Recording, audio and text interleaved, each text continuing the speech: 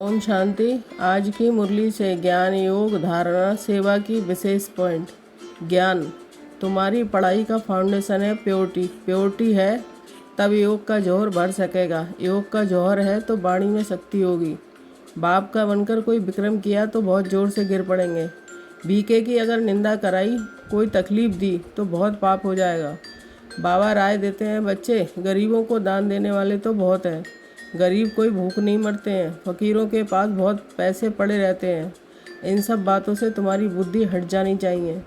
मनुष्य जो कर्म करते हैं उनका फिर अच्छा या बुरा ड्रामा अनुसार उनको मिलता ही है। इसमें बाप का कोई कनेक्शन ही नहीं है, ये ख्याल कभी नहीं करना है। बाबा तो सब कुछ जानते ही हैं। जब तुम्हारा पतितपना निकल सतो प्रधान तक आत्मा आ जाती है तब जौहर बढ़ता है तो झट तीर लग जाता है। योग बाबा सिर्फ कहते हैं याद का जौहर नहीं होगा तो पावन कैसे बनेंगे। इस जन्म में पाप ऐसे ऐसे करते हैं, बात मत पूछो। जन्म जन्मांतर के विक्रम याद के बल से ही भस्म होंगे।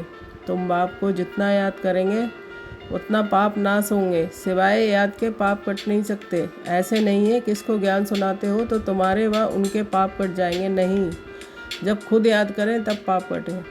तुम बच्चे तो जितना याद में रहेंगे उतना धारणा होगी। पवित्र नहीं बनेंगे, पाप नहीं मिटाएंगे तो बहुत सज़ा खानी पड़ेगी। पहले तुम याद की यात्रा पर तत्पर रहो। पहली बात ही ये है। और संग तोड़ एक बाप संग जोड़ो। धारणा पढ़ाई के साथ साथ पवित्र जरूर बनना है। ऐसे लायक व सपूत बच्चा बन सर्विस का सबूत देना है। श्रीमत पर स्वयं को श्रेष्ठ बनाना है। स्थूल धन भी व्यर्थ नहीं गंवाना है। पतितों को दान नहीं करना है। ज्ञान धन भी पात्र को देखकर देना है। कर्म भोग का वर्णन करने के बजाय कर्मयोग की स्थिति का वर्णन करते रहो। सेवा देह अभिमान छोड़ सर्विस में लग जाना चाहिए।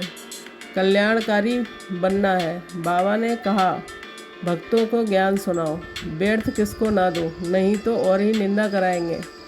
पहले पवित्र बने, योग हो, तब वाणी में भी जौहर भरेगा। नहीं तो भल किसको कितना भी समझाएंगे, किसको बुद्धि में जचेगा नहीं, तीर लगेगा नहीं।